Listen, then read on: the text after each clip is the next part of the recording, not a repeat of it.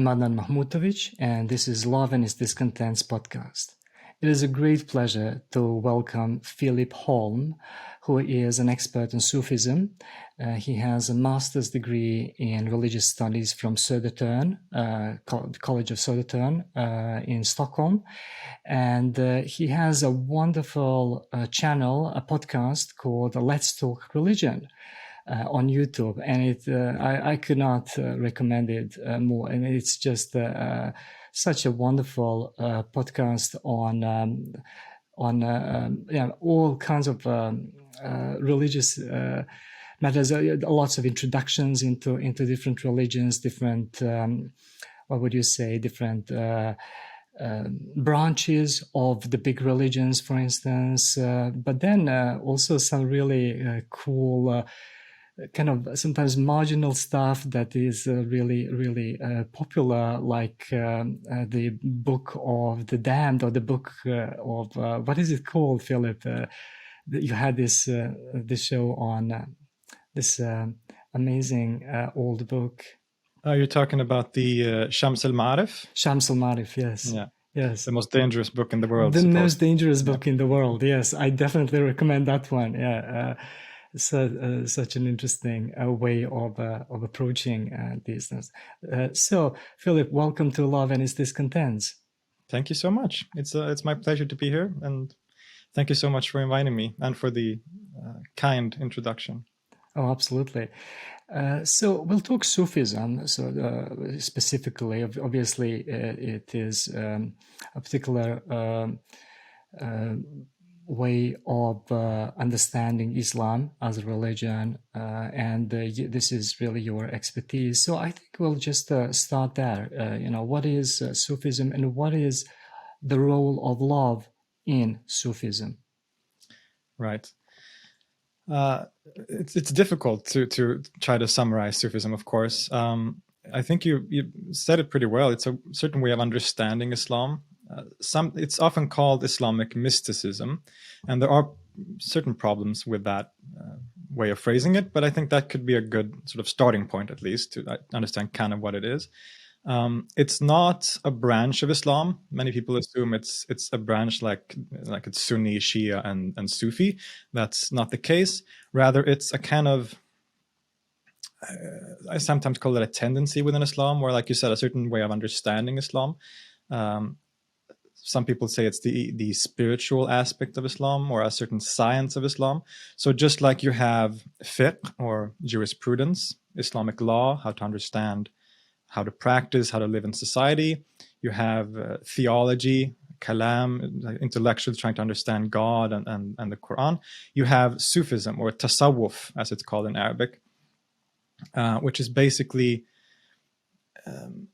it revolves around trying to purify the soul in some way, and to get closer to God and to experience God in this life. So rather than to, for instance, wait until Judgment Day, when the Quran says that believers will get to sort of witness God face to face, the Sufis sort of emphasize experiencing God and the divine right now, right in this life. And this often involves a certain level of asceticism, you could say, certain practices, and it's in some ways also an initiatory kind of tradition to some degree, because it involves a teacher-student relationship. So the relationship between a sheikh or a murshid and a murid, a student, and the sheikh will guide the Sufi adept on the spiritual path to God, which involves many different stations and steps until they reach what is often considered the sort of final steps of that path, which is to be annihilated or extinguished in God, fana, as it's called.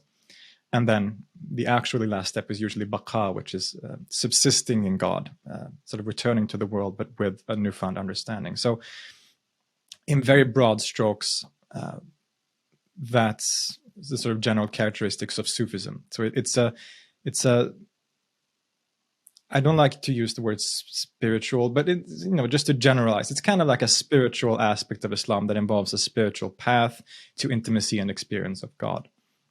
And like you said, love, the concept of love, is one of the most central themes in Sufism. Sufi poetry is very popular around the world. Many people read Rumi, for example, and when you read Rumi, one of the things you'll notice very quickly is this language of love, which is everywhere and in different ways. You talk about lover and beloved, and love as a kind of cosmic force. Many people even assume that, because they've read certain translations of Rumi that often take away the sort of Islamic content of his poetry, they assume that he's just a love poet. Because when you read those poems, if you don't know about the theology and metaphysics and all that stuff that's built into that poetry, it can read just like any other love poem. So love is a very, very central theme in Sufism, and in also in different ways. So first of all, love can be a certain form of worship, or a certain mode of worship. That worship of God is based on a deep sense of love, and which we can find in the earliest examples of Sufism. It should be pointed out that Sufism is an Islamic tradition, in its foundations at least, right? So Sufis will not have a different theology from other Muslims generally. They practice the 5 daily prayers, they fast during Ramadan, all this. So they are Muslims, but Sufis, I often say, they tend to emphasize certain things more perhaps than the non-Sufi Muslims, so to say. And love is one of those things. One of the most famous early Sufis is Rabia al-Adawiya, or Rabia of Basra, a female Sufi who lived in the late 8th, early 9th century. And she is often seen as one of the earliest people who talks about this concept of love as a central theme. And in particular as a sort of, like I said, a form of worship. That it's not just that we are servants of God, which we are also. We are in Arabic it's called abd, so a servant of God. But we are also in a loving relationship with God. We love God, and God loves us. And so there is that relationship which is at the core of Islamic worship. Rabia, for example, I think that this is very well expressed in one of the most famous quotes by Rabia, which is where she says basically that, talking to God, she says, "If I worship you out of desire for paradise, then lock the gates to paradise. If I worship you for fear of hell, then, throw me in hell. But if I worship you out of pure love for you alone, then do not deny me your everlasting beauty." It's a really wonderful quote, and it really encapsulates that idea that love of God should be at the center of worship, not fear of hell or wanting to go to paradise, because ultimately those are egotistical, selfish desires, right? So it's really about kind of achieving some kind of unconditional love, so that there is no, so hell and heaven would be conditions in this case, yeah. And this kind of relationship, the love relationship, is absolutely unconditional. Like nothing stands in between us. There is no other incentive except to serve through being a beloved. Exactly, and especially as a kind of goal. So the ultimate goal for the servant is to reach that state where there's nothing between God and the servant. It's just a relationship of pure, unconditional love. And the whole Sufi path that we talked about is often clothed in the language of love. So it is a loving journey. It starts from this position of being lovesick, basically, of longing for your beloved. You're being separated from your beloved and wanting to return to them, to unite with them again. Rumi, again, in the famous, the opening to the Masnavi, which is, I forget the name, the Song of the Reed, he talks about the sound of the ney flute as being a kind of cry of longing, because it's been separated from the reed bed, as a kind of metaphor for the human longing for returning to God, for his beloved, whom he's been separated from. Similarly, in Arabic Sufi poetry, which we'll also look at later. Particularly, there's this theme called nasib, which is where often the poet will find himself at the abandoned campsite of his beloved, and sort of she has left and he's crying and longing to return to her. So Sufism is often, or the Sufi path, tasawwuf, is described as being based on that emotion as a starting point. And then the path is this path of returning to your beloved and uniting with them again. So the utmost, again, the at least somewhat, the final stages of that path is to unite with God, which has certain sometimes erotic and even sexual themes, of uniting with the beloved. But it's all metaphorical, of course. I did a video about Araby and some of that love poetry, and many people were upset. So Muslims would be upset and like, well, how could she say this? This is heretical to talk about God as your husband and having sex with God. But of course, it's all metaphorical. It's just a way of expressing that kind of ineffable experience of love and longing. And I wonder a couple of things. One is if you could say something more about this. As you said, it is the Sufi path. It is a journey. And it is defined as a journey, not a state you achieve necessarily, but like it's a constant movement towards God. But it's based on, it's a desire for return, you said. And that implies a separation. Right. So if you're returning, that means you were once with, and then you were separated. And so if you can say something more about this, like the separation and the movement towards, or the return, what is the significance of that? It has a certain kind of a Neoplatonic language of going out and returning, in a sense. We can easily get into very complicated metaphysics when we start discussing that, because at least according to certain Sufi metaphysics, such as Ibn Araby, for example, there is ultimately no separation from God, because God is all that there is, not in a pantheistic sense, but God is in everything we see around us, in multiplicity, and in the things that we see as being separated from God. That is also God, in a sense. It's a reflection of God, and a constantly changing reflection of God, because God is infinite. The attributes of God which are reflected are infinite, and so there is an infinite amount of ways that God can manifest himself. And that becomes really interesting on that path. When you read someone like Ibn Araby, there isn't, and this is interesting because we'll get into precisely this topic in the poem later, when you reach that state of annihilation, of being so-called united with God, which is interpreted in many different ways, but even then, it's not like you arrive at some set point, like a static point. It's a continuing experience of bewilderment. Even when you're united with God, your heart, which is the place where God is experienced, essentially, is always fluctuating and always changing. And so in some sense, it's a never-ending journey, because it's also, once you unite with God, then the journey is also within God, and God is infinite. So it's an infinite journey within the essence and the attributes of God. I think this is really amazing, because when in a previous episode, when I spoke to Professor Peter Adamson on the Greek love, or the Plato and Aristotle and so on, and you mentioned Neoplatonism and all that.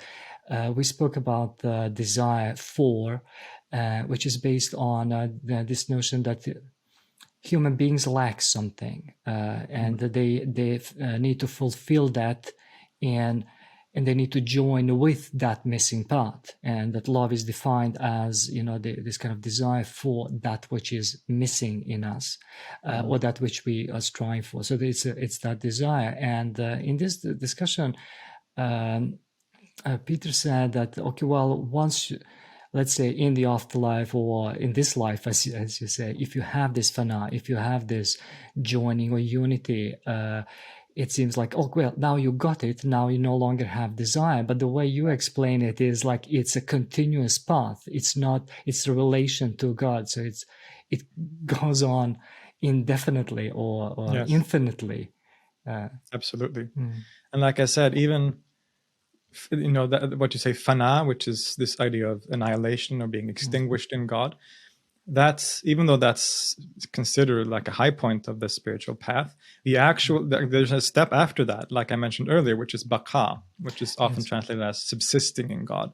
And so this experience of being nothing, of uniting with God, is actually to some degree a temporary experience, because then you return to multiplicity and you continue experiencing this fluctuating manifestation of God. But now you understand that it is God. You can see how it is God and in what way it is not God, and so on. But yeah, so definitely there's a continuing, the journey continues, so to say.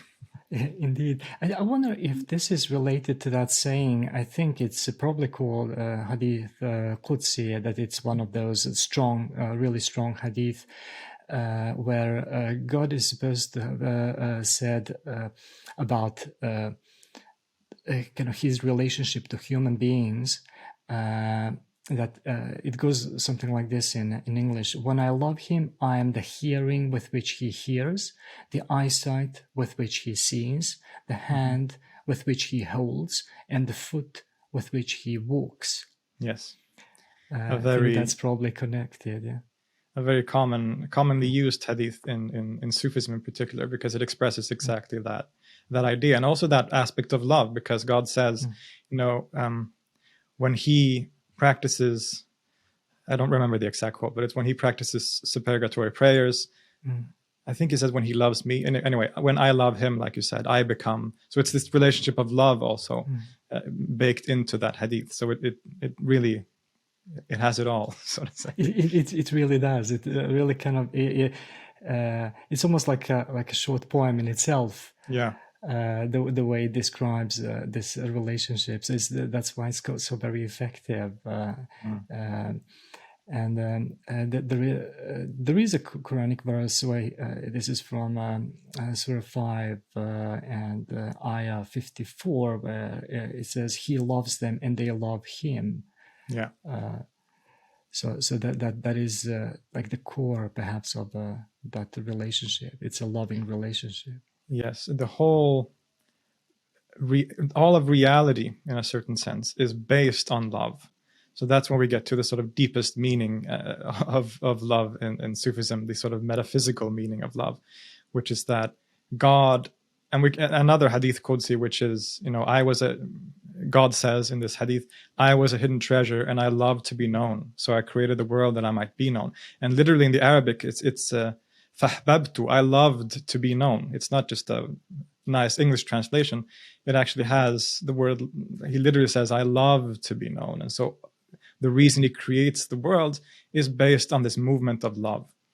And that becomes manifested in the relationship between God and creation and the creature, which is this relationship of mutual love. God loves us and we love God. And in that relationship, especially when the servant has become completely annihilated, so to say, right? He loves God completely and unconditionally. That sort of perfects creation in a way. That mystic which reaches that highest station, he becomes the perfect man, according to a lot of Sufi metaphysics, insan al-kamil in Arabic, which becomes like the pole of reality. And we find this in, I think, very beautifully expressed in the poetry of Fakhruddin Iraqi, as well as Ahmad Ghazali, where he talks about, or they talk about, three concepts, which is love, as a sort of overarching concept, and then beloved and lover. And without getting too deeply into metaphysics, but it's this Sufi path of the purpose of the human being is to love God and to purify his heart, so to clean the mirror of his heart, so that the beloved can reflect himself in his lover, which is a mutual relationship, because the God is both beloved and the lover, because he loves creation, but he's also being loved by creation, or by the mystic. And when the mystic has purified his heart completely, the two can reflect each other perfectly. And in that moment, they realized that this distinction between them never existed, and everything that actually existed was love, the overarching concept, which is conceived then as God's actual essence, so God in as he truly is, God as the beloved, as God, as creator. That's God, of course, but that's just God as he is in relationship to us. So it's us conceiving of God in a certain way, in order to, for us to worship him and to get closer to him. But once you reach that highest state, then you realize that God was actually this other concept of love. It's really it's a wonderful way of expressing it. In particular, Fakhruddin Iraqi, that's one of my favorite works in all of Sufism. It's called the Lama'at, the Divine Flashes. There's a great translation by William Chittick, I think. Really, really incredible stuff. Oh, that is, as you say, it's just there is a certain kind of simplicity and complexity in it. It's both kind of simple to understand, but also very complex in its depth. And what I particularly like here, which is connected to the notion of movement, that it's always a movement. It's not a state. So the path, the movement, as you say, it goes on indefinitely or infinitely. Yes. So the movement as something which seemed to me one of the most central key terms in Islam. The Tawheed, the movement, always moving towards God, revolving around, and so on. Yes. And going out and returning also, and God creates, and everything returns to God. Yes.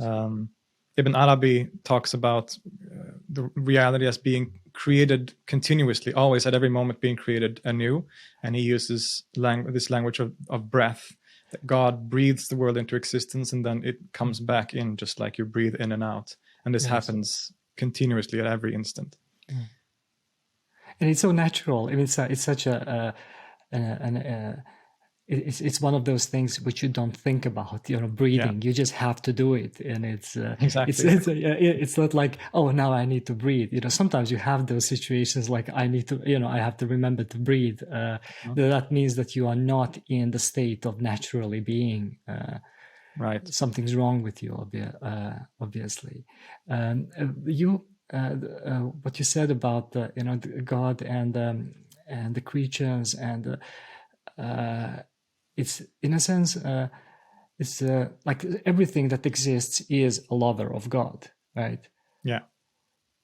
So that is the condition of all creatures, all creation, that it's a lover of God. Whether you know it or not yourself, right? You're a lover of God. Yeah. Yes. Yeah, definitely. Ibn Arabi, sorry to interrupt you. Ibn Arabi, I prepared a quote here, actually from Ibn Arabi, about precisely this, because everything is a lover of God, and everything, at least according to Ibn Arabi, is a reflection of God. So whatever you love, whether you know you're loving God or not, you are actually loving God. And he has this quote from the Futuhat, in which he says, quote, "None but God is loved in the existent things. It is he who is manifest within every beloved to the eye of every lover. And there is no existent thing that is not a lover," just like you said. So the universe is all lover and beloved, and all of it goes back to him, that is God. No one loves anyone but his own creator, but he is veiled from him by love of Zainab, Suad, Hind, Layla, this world, money, position, and everything loved in the world. Yes. So even if you are the greediest person and you love money, you just love accumulating money, what you're actually desiring is God, but you've confused that love of God for something worldly, and that's why you suffer ultimately. And is that what they call like this veiling, that it's basically, it's not that you are separated, but rather that something veils your real understanding or true understanding of this relationship? Yes, absolutely. And the veil itself is also God. God veils himself with himself, because the veil is this world of multiplicity, this table and money and my wife and all these are veils to God, because God is one. Like, God can't be limited. God can't be a limited thing. God can't be multiple things. He is a unfathomable essence of oneness, or even beyond oneness. But at the same time, all this multiplicity is a reflection of God. It's a reflection of God's attributes. So the things that are veiling us from God are also God. Again, Ibn Araby, he says in a work called the Kitab al-Isra, well, actually, he's being told by this figure of the youth, which is a strange figure. He tells Ibn Araby that you are the cloud that's veiling your own sun, which is one of my favorite quotes. That's beautiful. So stunning. And you can see why they turn to poetry, because once you start doing it in terms of metaphysics or philosophy, it can get so complicated and confusing. And simple images. I think this is, in a sense, what you said earlier. Like, let's not go into metaphysics necessarily, because you have to. We have to, but we if we go too deep into trying to be technical about it, it's easy to get lost in all of that, and especially metaphors. Here, you mentioned metaphors, how they work. It is saying something by means of that which is not, or by something else. So they both create kind of a distance, but also bring you closer. A metaphor is like a movement, like translation, metaphor, movement from one place to another. So simultaneously far and moving closer. It's pointing in a certain direction. Pointing in a certain direction, yes. Make you. I think very important also to point out is this concept of love in Sufism, because all this is connected, right? Love as a form of worship, love as a metaphysical reality that's keeping the world together, love as a metaphor in poetry. It's all connected. But also another aspect of love is love as true knowledge, in a certain sense. Because Sufism or Tasawwuf, there are, of course, philosophical tendencies within Sufism. Ibn Arabi is another example. There's metaphysical speculation within Sufism, but in general, Sufis are not that interested in what we sometimes call rational knowledge, conceptual knowledge, or philosophy, right? Rather, the way that Sufis reach knowledge of God, according to themselves, is through this intuitive knowledge. Suhrawardi talks about conceptual knowledge, which is all the kind of knowledge that we can get from learning things. Everything we learn in school is conceptual knowledge, but there is also intuitive knowledge, which is, if someone, I said in my video, if someone stabs you with a knife, that's just, you just know that hurts. You don't have to conceptualize why that hurts. You just know that that's true. So the only way to experience God is through this intuitive knowledge, which is often known in Arabic as dhawq, which means tasting. It's a great word to use for it, because you can describe the way chocolate tastes to someone for a week, but they can never truly know what it tastes like until they put it in their mouth and taste it. And that it's the same way with this knowledge of God, according to Sufis.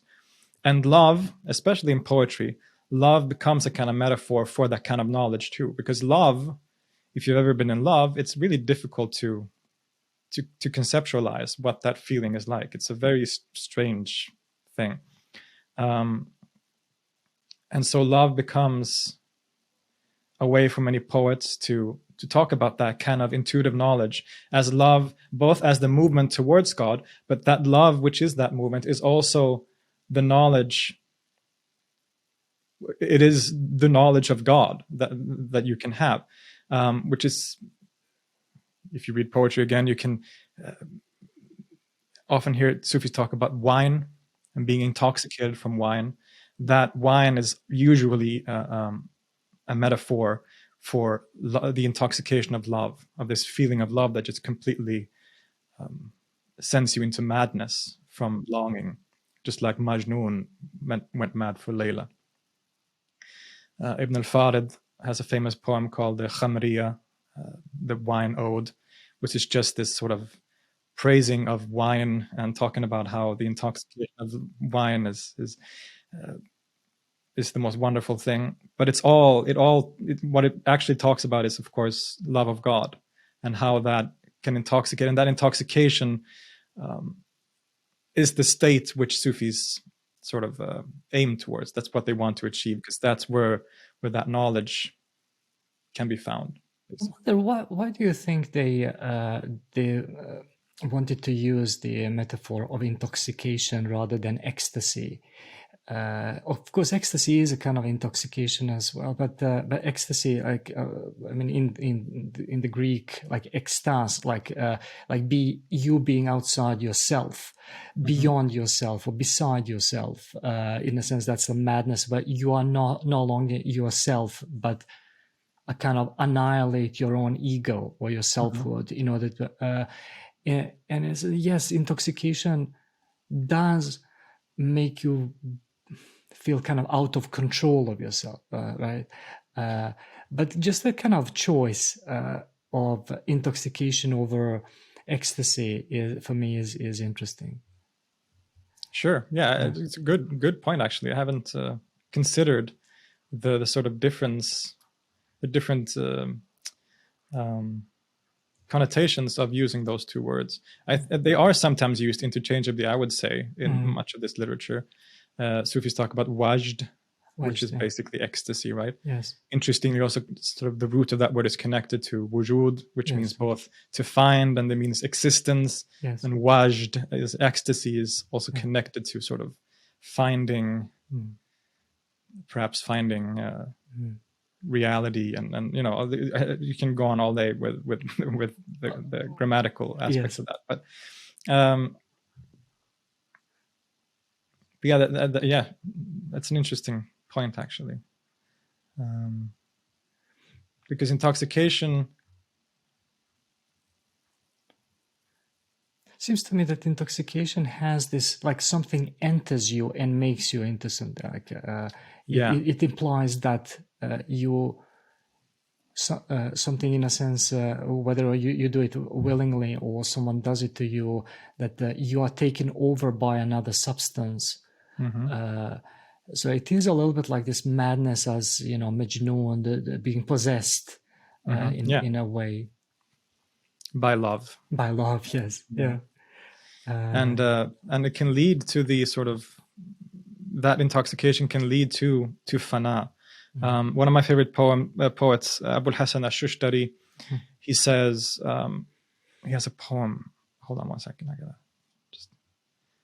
I have it here somewhere. Yes.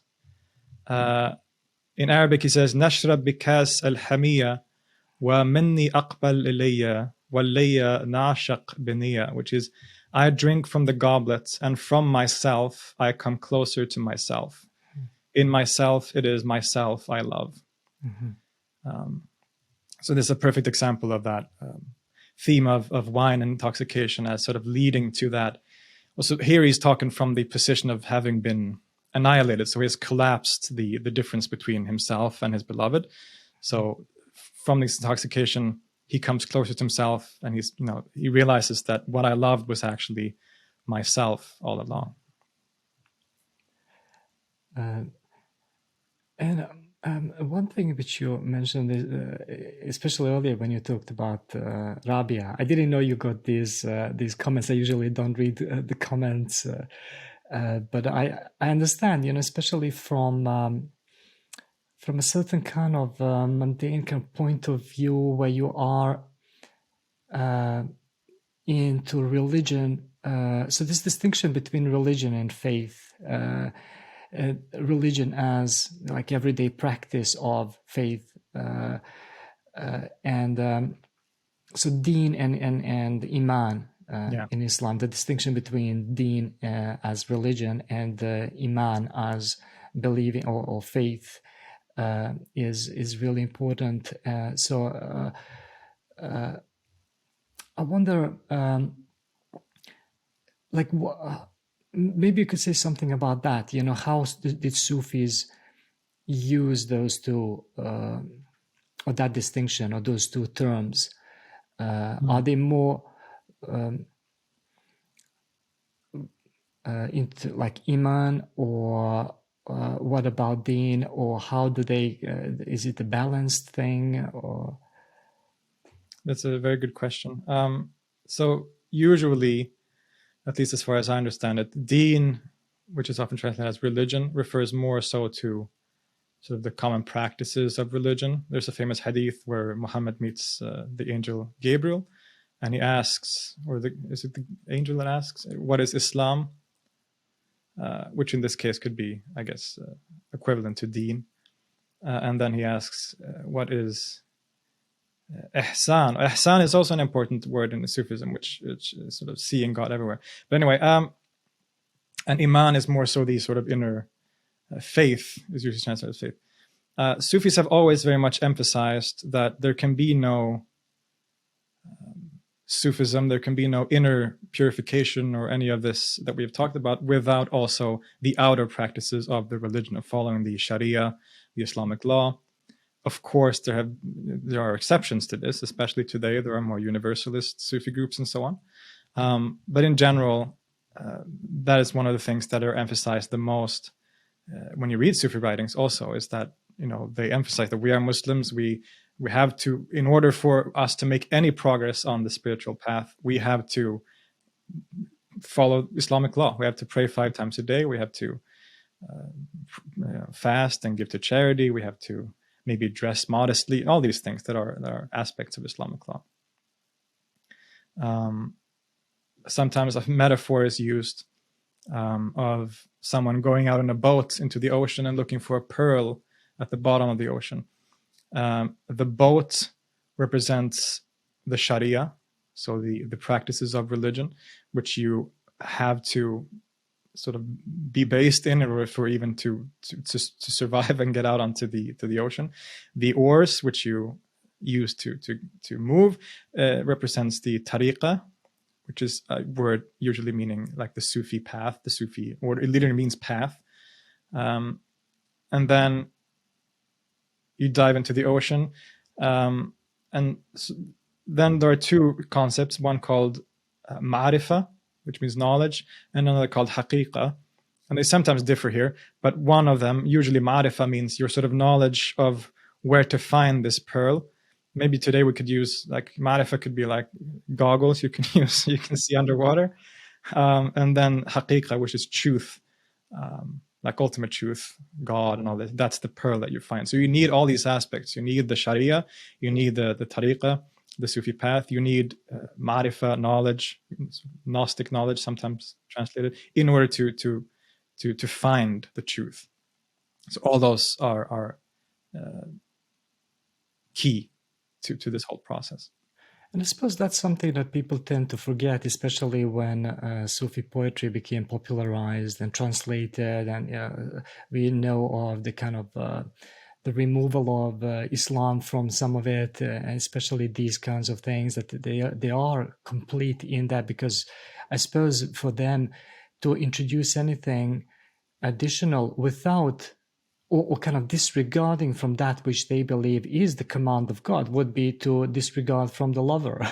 Yeah. to really say, okay, well, I know a better way to worship you than you told me. Exactly. Yeah. Right. That's a very good point. Yes, something like that. What is, I've heard this phrase, the Sharia of love. Have you heard that before? The Sharia of love. I'm not sure, actually. Maybe not. In what circumstance? I read it in a piece by William Chittick, and he mentioned it, the Sharia of love. So I was kind of curious if you knew more about this the phrase, or if it's used, if it's there in Arabic, and what it could mean. It's not a common phrase, as far as I know. I don't think I know enough about it to speak confidently about it, but I'm sure. I mean, William Chittick knows what he's talking about. So. Oh, yeah, sure. Definitely. Or maybe it's his way to describe something. I haven't explored this further. Could so, be. Yeah, I've definitely heard words like madhhabi ishq in well, I guess it's Yeah. Arabic words, but it's a Persian phrase, madhab Uh-huh. ishq, which means the school of love. The school of love. Yeah, which Okay. usually refers to.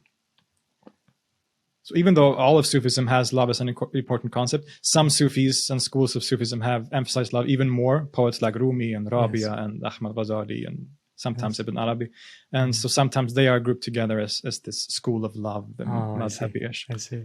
It's just so interesting that all of these words that these phrases that we have been using in our modern context, they can seem a bit kind of cheesy or new ageist and so on, right? And I when you know. truly understand them, you know that they are really amazing. But you know, on the surface, they could be a little bit like this school of love, religion of love, you know, things like that. Sounds a little corny, yeah, It sounds a sometimes. little cool, yeah. So there it's really, yeah. But as like you said, as soon as you actually start studying it and going into what this actually means on a deeper level, it's not corny at all, actually, at least according, in my opinion. Oh, definitely not. It's totally the opposite Yeah. of it. But I suppose it has to do with the this fact that, especially in English, that we have one word, love, Yeah. which can mean so many things. You know, loving God and loving your spouse and loving coffee. Right. And you know, there's no distinction, and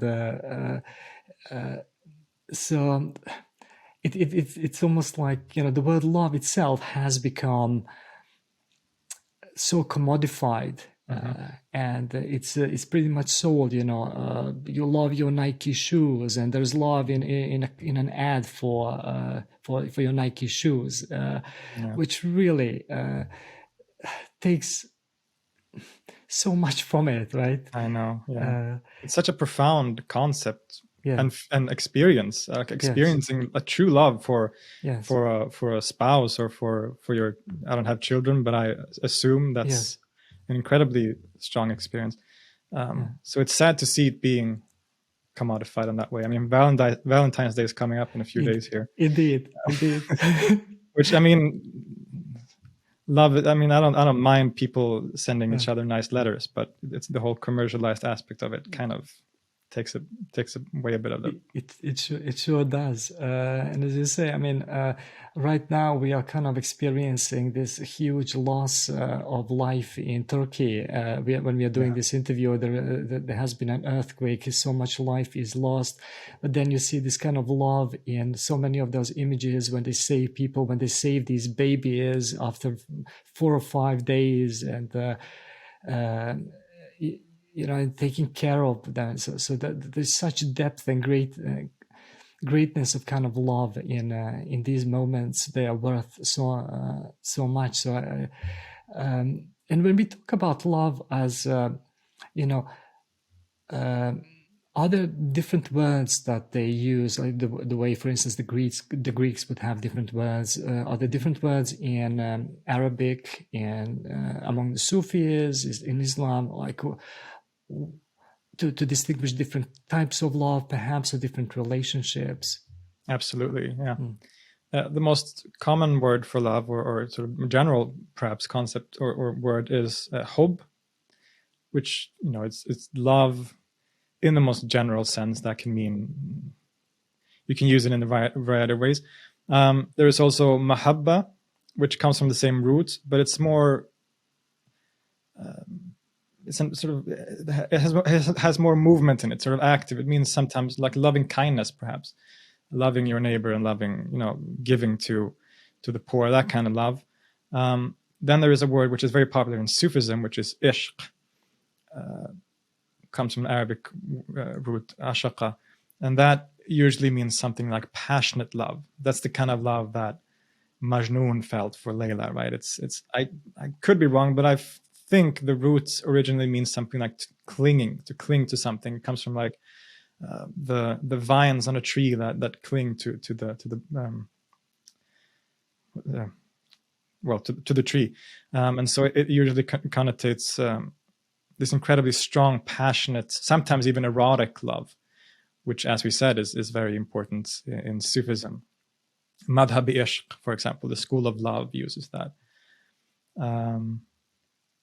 So sometimes they say there's 50 words for love in Arabic. I don't know all of them, but All of them. Are you sure? Why don't you know all of them? I'm sorry. I expected more from you, Philip.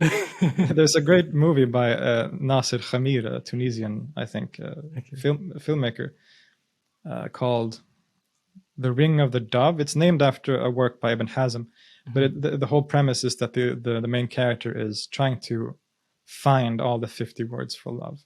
It's a wow. beautiful movie. Oh, that's I have to find that. How about the word rahma, which is in of course the Bismillahir Rahmanir Rahim and the God's name Ar-Rahman, and which from what I know is connected to this this kind of love that a mother has for her child.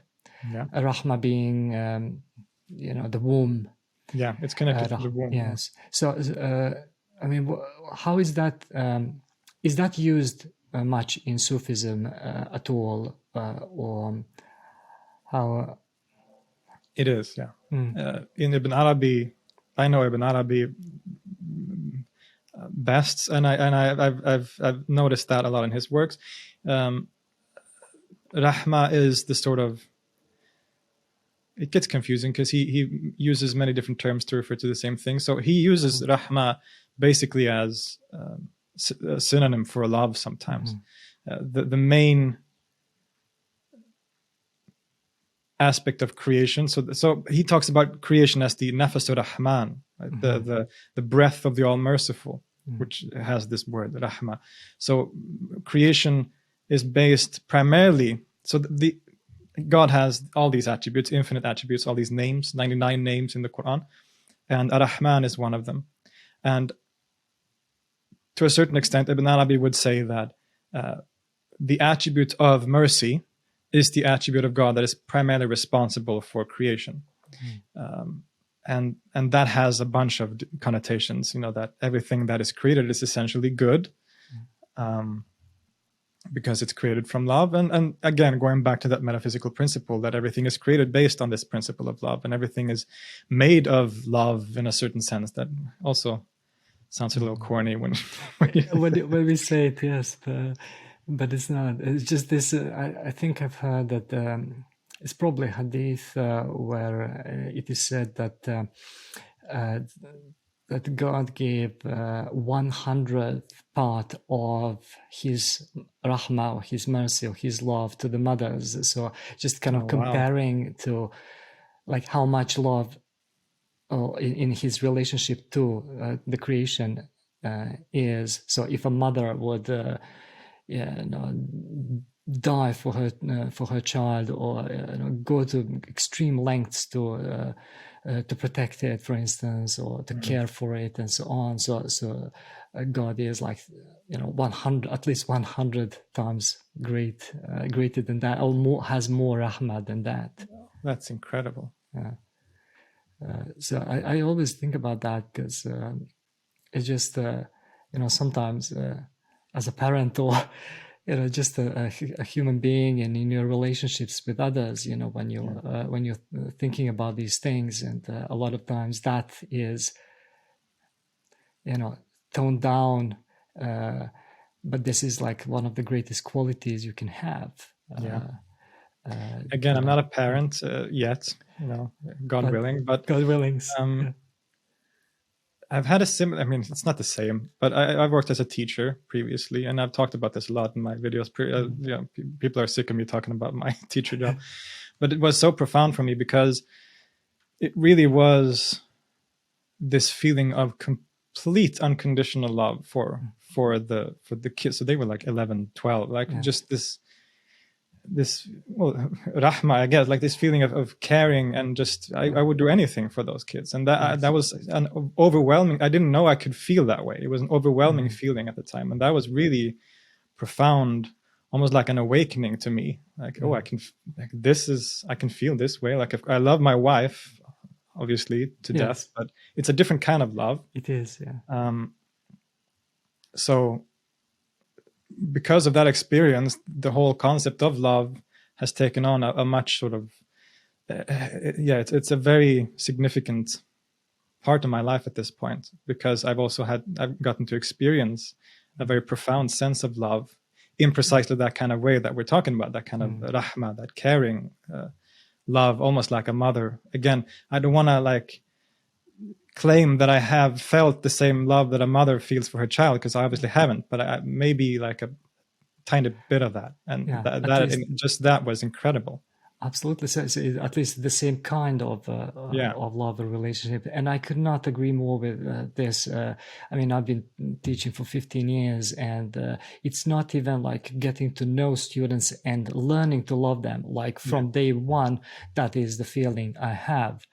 Like this care and responsibility and thinking. So that's where I think this authority comes from. Really, it's not the authority. You are aware of your situation. Anything else is a betrayal, I would say.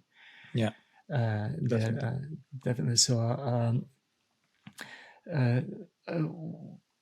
to say something about this part where you spoke about Rabia and sexual love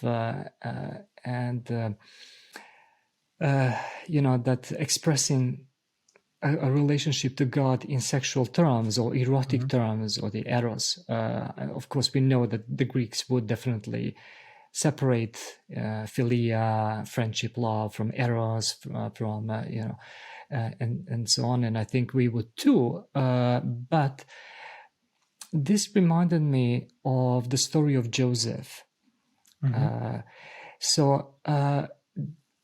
For me, it's really interesting, and I wonder what you think, because you said that when, even if it's money, something as crude, something as dirty in a sense, there is a sense that if you love it, you still somehow desire God, or that is what you're aiming at. That's your path. That's where you are. Kind of your being pushes you.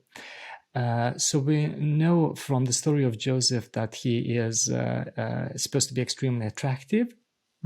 And there is a scene where his, in a sense, adoptive mother, or the wife of his master, wants to sleep with him, which he refuses. And then a famous scene from the Quran is where she calls in these women from the town who have been gossiping about her.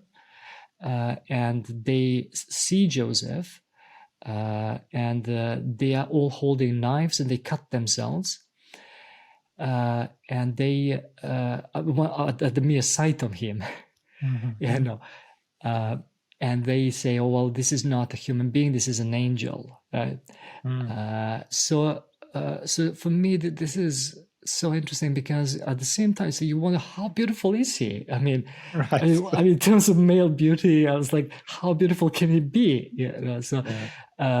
Or is it that because he is the chosen one, because he is chosen, loved by God, that it is that which attracts them, right? And in a sense, they react sexually. They have a sexual attraction. So it's like this extreme attraction towards God that is, in a sense, manifest somehow through Joseph. That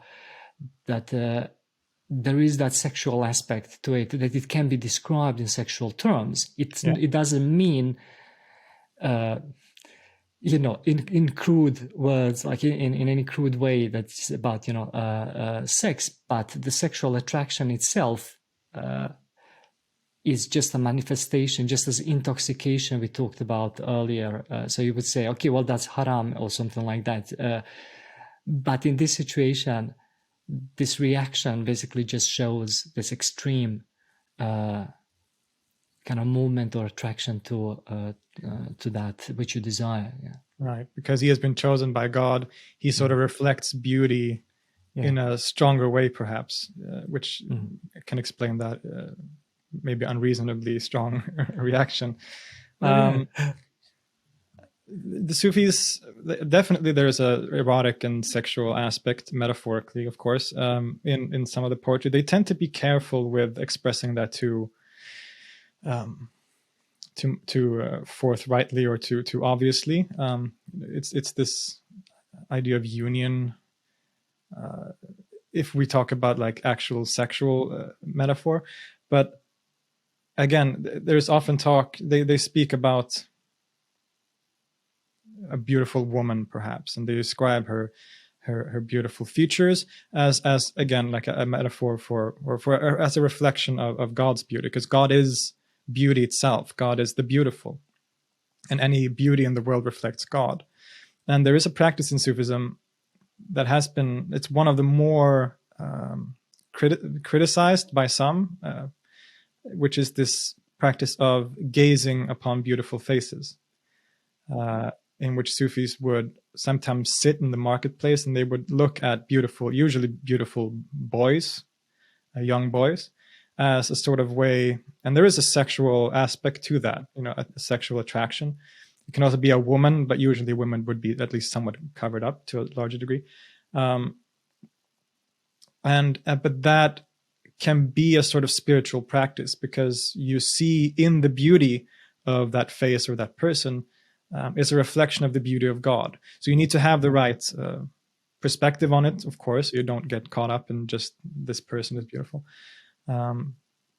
But again, that's one of those practices that have been criticized by many other Muslims, maybe for obvious reasons, because it has these sexual connotations. But and yeah, it returns that even in Ibn Araby, in the Fusus al-Hikam, in the end, in the last chapter on the wisdom of Muhammad, he says, and this sounds, even with all this metaphysics in mind, it sounds pretty radical. He says that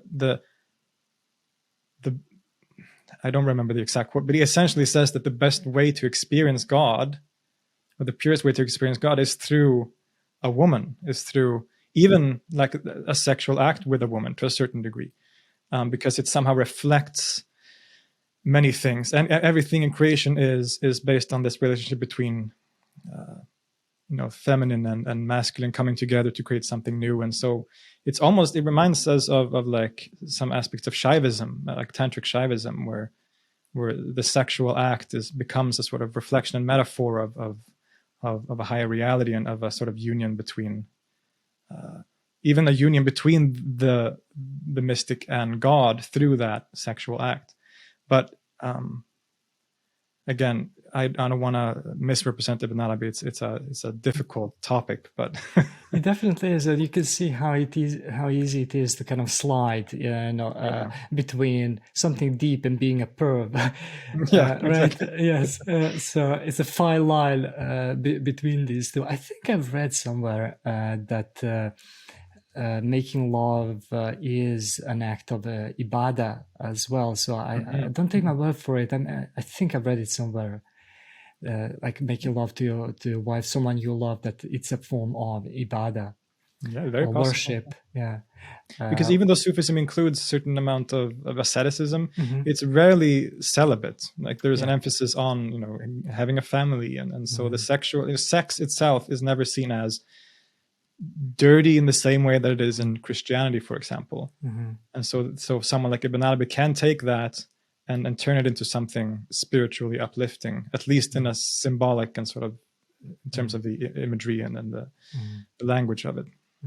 And I think it's kind of also obvious, especially if we talk, for instance, about ecstasy, because the ecstasy in a sexual act is that feeling of being outside yourself, or losing yourself in the act. So that it has the same quality maybe of the feeling, or it is an experience in a sense that matches to some degree what you want to accomplish. Yeah, and it's the culmination in a certain way, at least from a traditional perspective. It's this having longed after your beloved, and then on the wedding night, for example, that union is the sexual act can be very ecstatic, and so it reflects that sort of path towards God in different ways.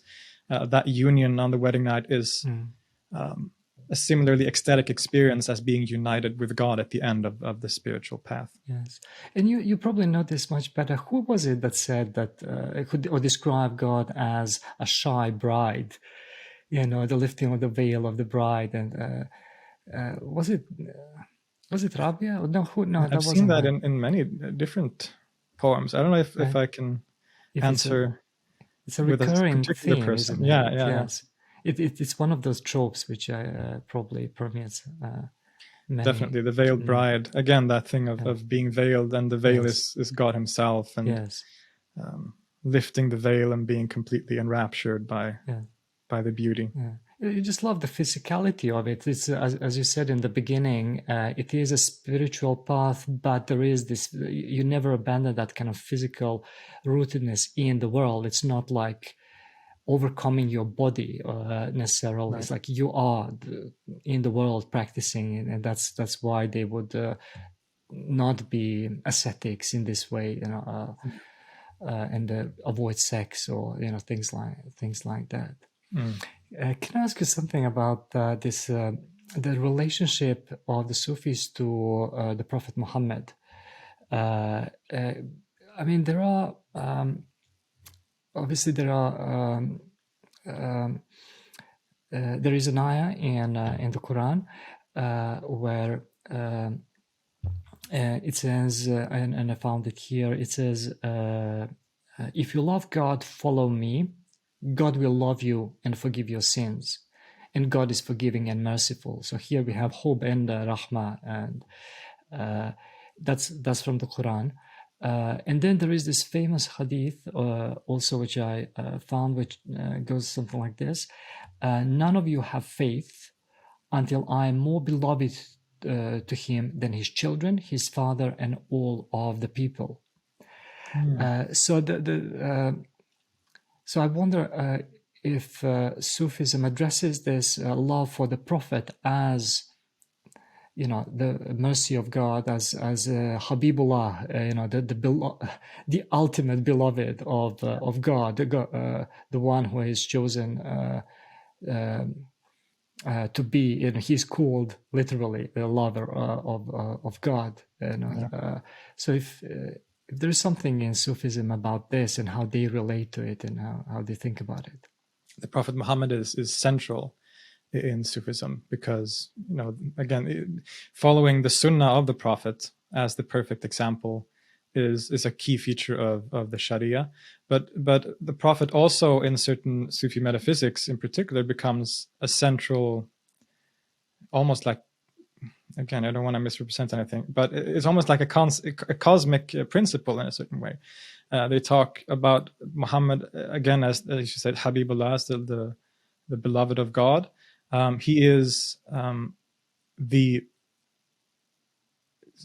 ultimate expression of the insan al-kamil, the perfect man, who reflects the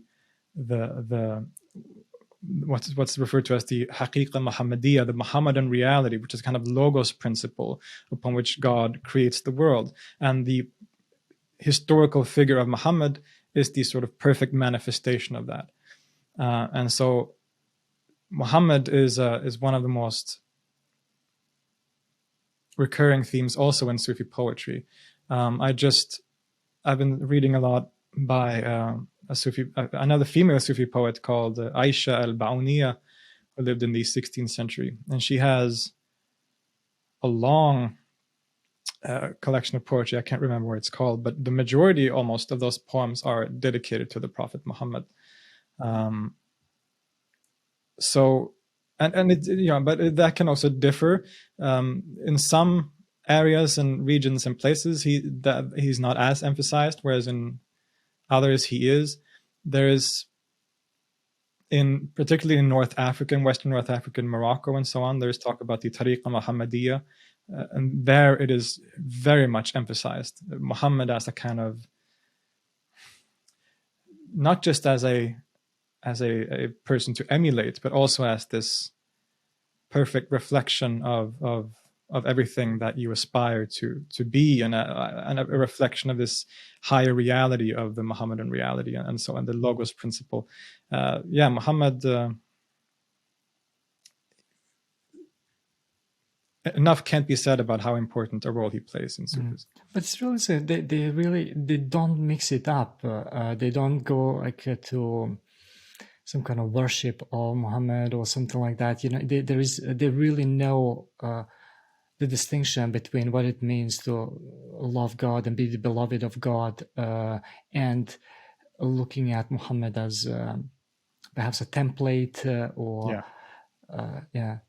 He's never worshipped, right? That's No, very no. important, Yes. and they that's something that they will also very much emphasize, because Islam is very clear about not worshipping anything other than God Himself.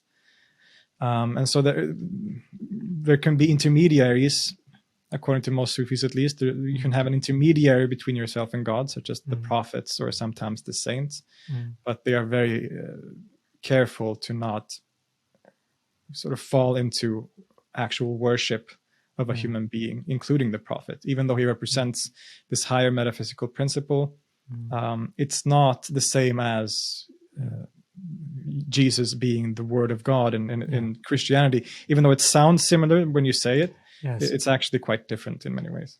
Yes, for me, that is so stunning, the way they kind of keep these things separate, that they are not mixing them up, because they're so careful, and that in itself is this following of the basic principles of faith or religion. They are kind of sometimes close to certain lines, but then you will see, no, they never really step across that line or that. So I wonder if we should perhaps look at this poem by Ibn Araby that we talked about, that we wanted to. Do you want to read it, perhaps in Arabic and in English? Or Yeah, I was thinking it'd be really good. I think it'd be good to read it in Arabic first, actually, for people to hear the rhyming and just how it sounds in the original, because it's a very beautiful poem. It's one of the most famous poems from the Sufi tradition, I would say. It's one of the most, at least the last section of the poem is one of the most quoted things you'll see, at least in English writings about Sufism. It's often also somewhat misunderstood, so we can probably get into some of that. Just to introduce this poem, it's written by Muhyiddin ibn Arabi, who is one of the most famous Sufi figures in history. He was a poet, but he was also perhaps most famous as a kind of, he's not a philosopher, but he's a Sufi thinker whose metaphysics is often referred to as the wahdat al-wujud, the unity of being, which we don't have time to get into, but it's essentially this idea that God is all there is, and God is being, and everything is a reflection of God's being. There is nothing. You have a great video about this on your channel, so everyone should go and see it. It's a great video on it. Yeah. But he, aside from being a Sufi sheikh, a master, and a metaphysician, he was also a great poet in the Arabic language. And he wrote a collection of poetry called the Tarjuman al-Ashwaq, which means something like the interpreter of desires or the translator of desires. Ashwaq, again, is also connected to that word ishq, meaning love, passionate love. And this collection was written after a visit he did to Mecca, and in particular after meeting a young woman there. As he was circling the Kaaba, he met a woman called Nizam, who he tells us that he fell just completely in love with, and he was totally enamored by this woman. And so she inspired this whole collection of poetry. It's, I think, 64 poems in total.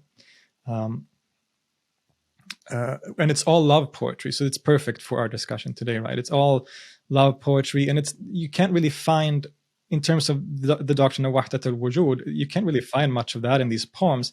And anyone reading, if you didn't know that Ibn Arabi wrote this, it could be just any love poem.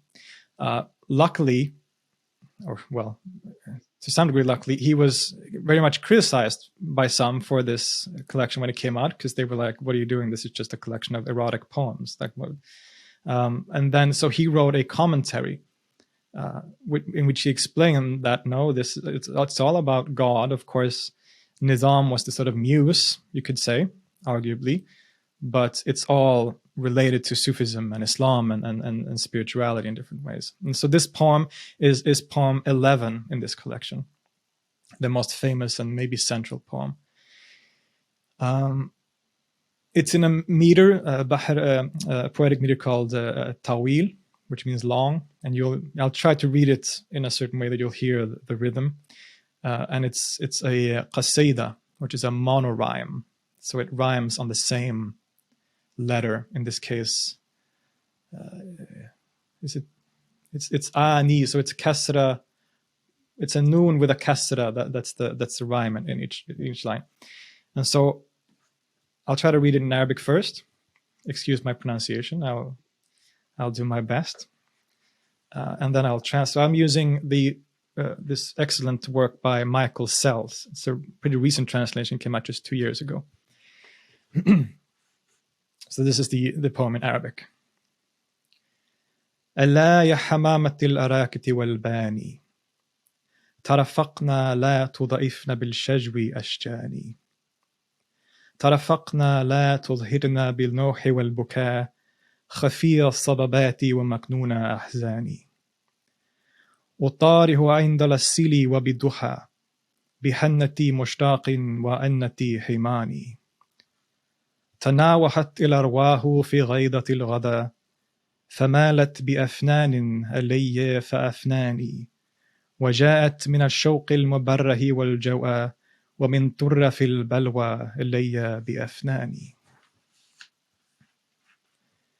فمن لي بجمع ومحسب من منن ومن لي بذات الأثل من لي بنعماني تطوف بقلبي ساعة بعد ساعة لوجد وتبريح تلثم أركاني وكم آحدت أن لا تحول وأقسمت وليس لمخضوب وفاء إيماني ومن أجب الأشجاع طبأ مبرقع يشير بأعناب ويومي بأجفاني ومرعه ما بين الترائب والحشا ويا عجبا من روضة وستة نيراني.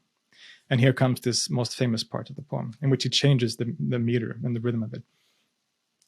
لقد صار قلبي قابلا كل سورة فمرعى لغزلان ودير لرحبان وبيت لأوثان وكعبة طائف والواه توراة ومصحف قرآن الدين بالدين الحب أنا تواجهت ركائبه فالدين ديني وإيماني لنا أسوة في بشر هند وأختها وقيس والليلى ثم ميء وغيلان. So that's the poem in Arabic. Oh, that was beautiful, I have to say. Thank you. That was amazing. Well, thank you. It's all Ibn Arabi. Yes. It's a very beautiful sounding poem. Yeah, I mean, your reading was really, really beautiful. Thank you so much. So I'm going to read this. I'm going to base my translation on this one by Michael Sells, which is it's not as literal as a translation compared to someone like Nicholson, but I'm going to sort of clarify sometimes if I feel like we need to do that. So he says, gentle now, doves of the springberry and moringa, don't add your sighs to my heartache. Gentle now, lest your sad cooing show the love I hide, the sorrow I seal. In the evening I echo back, in the morning echo the longing of the lovesick and lost. Spirits moan in the ghada trees, bending branches over me as I pass away, bringing yearning heartbreak and ever new twists of pain to try me. Who is here for me in Jem and Muhassab, in Tamarisk and Camp Na'aman? Hour by hour they circle my heart in rapture and graze each corner with a kiss. They swore they'd never change and vowed who dies They swore they'd never change and vowed who dies herself with hennas unfaithful. A veiled gazelle's an amazing sight, her hennas hinting, eyelids signaling. And here's my favorite part of the poem. He says, a pasture between breastbone and spine, marvel, a garden among the flames. And then here is this very famous section. It says, my heart can take on any form. It's a meadow for gazelles and a cloister for monks, a temple for idols and the Kaaba for the pilgrims. It's the tablets of the Torah and the scrolls of the Quran. I profess the religion of love. Wherever its camels turn, that is my faith and my religion. Like Bishr and Hind, love-mad Qais and his lost Layla, Maya and stricken Ghaylan.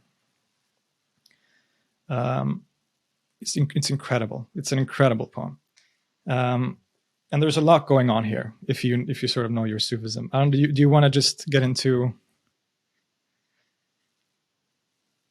So it has a few sort of movements, you could say. The first is this very, like we said, this central theme, this thing called nasib, right? It begins with the lovesick poet longing for his beloved. So it's ala ya hamamati larakati wal bani, oh doves of the ban and arak trees. And the dove, in a lot of this poetry, the dove and the singing of the dove represents the sadness, right, of longing for one's beloved. And he continues, don't add your sighs to my heartache. Be gentle, sort of be gentle with me. Don't make things worse, essentially. Gentle now, lest your sad cooing show the love I hide, the sorrow I seal. In the evening I echo back, in the morning echo the longing of the lovesick and lost. So this whole movement is essentially just introducing that theme of the poet longing for the beloved that has gone away. And then things take a pretty dramatic turn, as he says, تناوحت الأرواح في غيضة الغدا فمالت بأفنان وعلي فأفناني. The spirits, arwah, which is a complicated concept in Ibn Araby, but it's this spirits that sort of circle the throne of God. The spirits moan, or they face each other in the ghada trees. And the ghada tree, here and also elsewhere, often represents the fires of love. And fire is another one of those common metaphors for love, being consumed by the fires of love and being extinguished in that love. And this is exactly what's happening here. The ghada trees bend over him, so the branches of the ghada tree are like the flames of love that consume him, and he passes away. And there's a pun in here, bending over and passing away. فَمَالَتْ بِأَفْنَانٍ عَلَيَّ فَأَفْنَانِ. So he passes away, and here he is experiencing this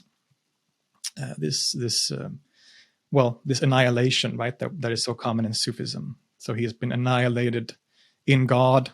He no longer exists as an individual, so to say. He has been consumed by the flames of love. Then, because this poem is, of course, or this collection of poems is also very much connected to the Hajj pilgrimage. So now he talks about different stations on the way to the Hajj, or on the Hajj. فمن لي بجمع ومحسب من منن ومن لي بذات الأثل من لي بنعماني. So just this is the stations that the beloved is moving in. Interesting. And there are many meanings in here that we could get into. For example, jam is one of those stations, but jam in Arabic also means union. So again, he's sort of alluding to this idea that he has reached a union with his beloved at this point. Then comes this incredible part where he says, تطوف بقلبي ساعة بعد ساعة. They circle my heart hour after hour. So now the heart has become the Kaaba of the pilgrims. The heart, the qalb, is a very important aspect and teaching in Sufism. It's the qalb, which is the seat of the soul, and it's in the heart that the meeting with God happens. Basically, it's not the physical heart that pumps blood. It's the sort of spiritual core of the human being. As we mentioned earlier, in Sufism, they often say that they are supposed to polish the mirror of the heart. until it becomes completely able to reflect God. And when the person, the mystic, has united with God, reached the sort of utmost aspects of the spiritual path, his heart, or he becomes this concept of the perfect man, the insan al-kamil. And to some degree, that becomes like a pole around which reality turns. And in particular, the heart is precisely that sort of center of the universe. Just like the Kaaba, the outer Kaaba in Mecca, is the outer house of God, which you can visit in the physical world. Mm-hmm. The heart is the sort of inner Kaaba, mm-hmm. or the higher Kaaba. There's a great hadith, also hadith Qudsi, which says, and God says that the heavens and the earth cannot contain me, mm-hmm. but the heart of a devoted worshipper can contain me. Oh yes, that one. Yeah. Incredibly beautiful. Yeah. And so what's happening here is that because he has reached this state of fana, now the spirits circle his heart, the Kaaba of his heart, as a sort of reflection of the pilgrims circling the Kaaba in Mecca. تطوف بقلبي ساعة بعد ساعة تطوف بقلبي ساعة بعد ساعة لوجد وتبريح وتلثم أركاني. In rapture and grace, they kiss each corner. So the Kaaba has 4 corners, and they're called different things. So the Yemeni corner, for example. Pretty clear imagery here. Ibn Araby, interestingly, in his comments on this poem, says that these 4 corners represent the 4 elements upon which the human being is made. Then he goes into this other, he returns basically to this language of love. They swore they'd never change and vowed, who dyes herself with henna's unfaithful. A veiled gazelle's an amazing sight, her henna's hinting, eyelids signaling. So the gazelle becomes this image of beauty here. That is the beloved. Eyelids hinting, right? This almost like similar to what you mentioned earlier about the veiled beloved to some degree, the veiled bride. Even in this state, there's this experience of being bewildered. That's at least how I interpret this, because in Ibn Arabi's writing, that's a very recurring theme, that even as you are in the highest stations, one of the experiences you will have is being completely bewildered. And the gazelle here still is sort of keeping her distance a bit and veiling herself, which I think is related to the idea that God, as we experience God, because God reflects himself in creation at all instances, that reflection always changes. So God manifests in a new way at every second, which means that you have to let go of one particular manifestation of God. So right now, perhaps I'm experiencing God, but the next moment, all of this is gone. And at every moment, I have to let go and experience a new vision of God, that movement that we talked about earlier. Oh, yes. So that in a sense precludes idolatry, the fixing of the image itself, that the ultimate representation. That's great. Yeah, precisely. And then again, my favorite part here is a pasture between breastbone and spine, right to the heart. Wow. A pasture between breastbone and spine. Marvel, a garden among the flames. So among these flames of love that have completely extinguished everything, there is a garden in there, which is the reality of the heart, which remains a pasture, basically. And the place where one experiences God. And then comes this incredible section, لقد صار قلبي قابلا كل صورة فمرغي لإسلام ودير لرهبان. My heart can take on any form. It's a pasture for gazelles and a cloister for the monks. It's a house for the idols and the pilgrims' Kaaba. It's the scrolls of the Torah and the pages of the Quran.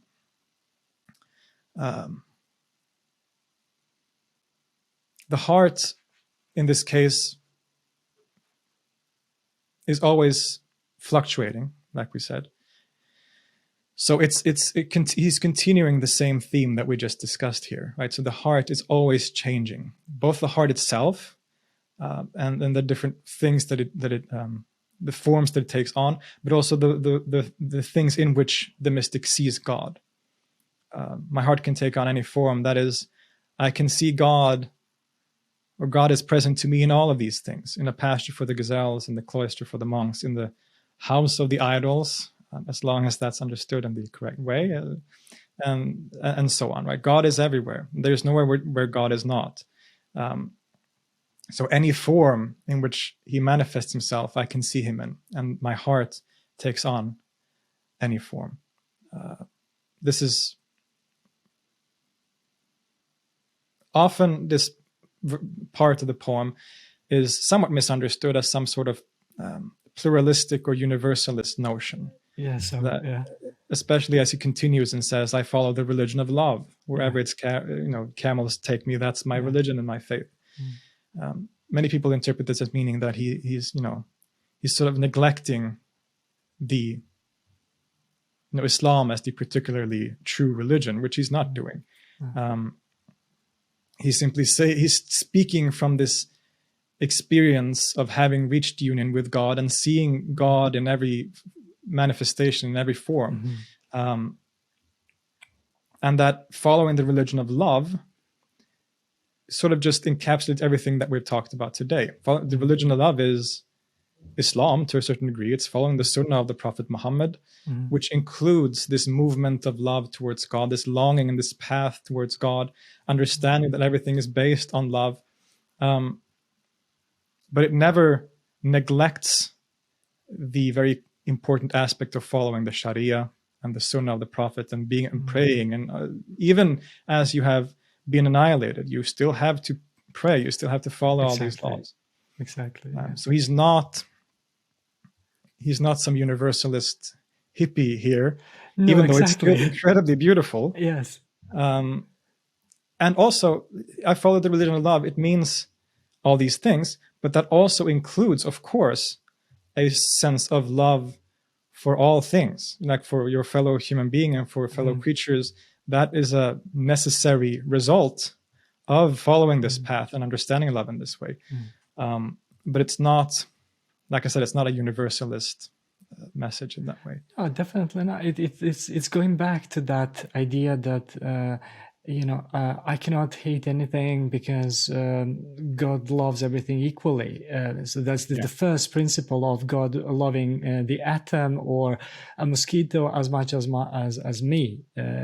So that's the first kind of unconditional love. And then there are, of course, the other kinds of kind of relational love and so on, and how we are. How we live in the world, how we relate to God through religion or not. But I agree with you here. You could fall into this trap of thinking, okay, well, he's burning and then he abandons, in a sense, deen as religion and moves into another state. But the truth is he's not. He's actually, the entire path is constantly a part of this. So all parts of it are there together in what he defines in the end. Exactly. Yeah. You can't reach this state that he's in. This station. The Sufis talk about stations, maqam. This highest station is something called the maqam la maqam. So the station of no station. The station of no station. Yes. Yeah. Yes. The station of no station. You cannot reach that station without the Sharia and the Sunnah and the Quran and all of the deen, as you say, the religion. But like, with that said, he can see God even in, and Ibn Arabi talks about this elsewhere also, even in an idol, even if a statue of, like Vishnu or something, God is there too, but he's not limited to that. He's not incarnated in that statue. But just like God is present in any other manifestation, as you look around you, he's there too. Exactly as you said, because this multiplicity, it's just a multiplicity of these images. This is why I thought it was interesting that in that line, my heart has become capable of every form. It's translated as form. In Arabic, it's surah. And surah can mean an image, a picture. It can mean a fortress, so like a surah of the Quran is also a unit, which contains something, right? So it contains information, contains, it is like a fortress, right? And form here, almost like in Aristotelian terms, right? The form or the Platonic forms or ideas. So it's quite multiform. The word itself is multiform. So you can see here that I think that this is a really interesting use of the word, that because it has those connotations which are central. It could be in just a picture that's very flat and insignificant, a mirror image, but also like a fortress, something that keeps something, like a surah does, a unit. There is a long surah, Al-Baqarah, for instance, but there is a very small one, right? They all contain Tawheed, for instance, right? So each surah contains Tawheed and the relationship to God and worship and all those things that are central to the religion itself. So for me, that's a really, I like that. And especially in the ways that you described it, it makes a lot of sense. And it explains this heart being a temple for the idols and the pilgrims of the Kaaba and tablets of the Torah and so on, and what this religion of love actually means here. And I wonder if you would agree on this, because you've spoken so much about the qalb, the heart. It just strikes me now that the beating heart is always in movement, and it's always kind of going out and in, like in and out. So this movement kind of, when it beats, it goes outside itself and then sucks it back into itself. That's very true. So kind of symbolically, it seems to me like it's a unity. It's like a fortress. It is like the Kaaba. It is a real thing, but also metaphoric, symbolic. But it's the fact that it moves in this way, contracting and releasing, is an interesting thing. In a sense, the poem itself is contracting and releasing. That's true. Its rhythm emulates perhaps some of that contraction and release. That movement is very important to what he's saying here. It's the heart is, like I said, fluctuating. The heart can contain God, as he said in the Hadith. It's also, I think, worthwhile to point out this idea of the microcosm and macrocosm idea, that the human being, in particular the heart, contains everything that the outer cosmos contain is also contained in the microcosm of the heart. In the microcosm, yes. So the heart is a perfect, I don't want to say perfect, but it's a reflection of all of God's attributes. And it's the place where God is reflected.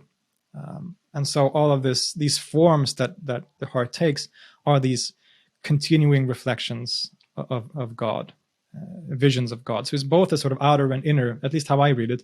It's both that the heart itself take on all these forms as it reflects God and as it fluctuates, but also that he is able to see that reflected outwardly also, that everything around him is also a reflection of God.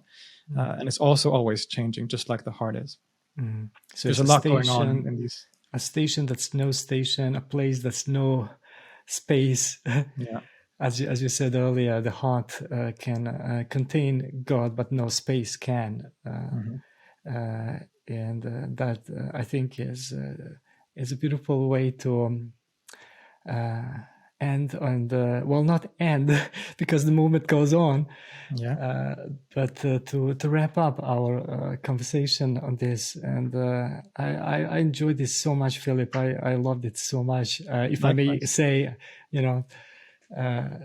that I did. So thank you so much for this, and I hope everyone will follow your channel to learn more about your work. I think you present all these different religions and branches and thoughts in such a relaxed and and beautiful way. I think it's easy to learn huge amounts from that.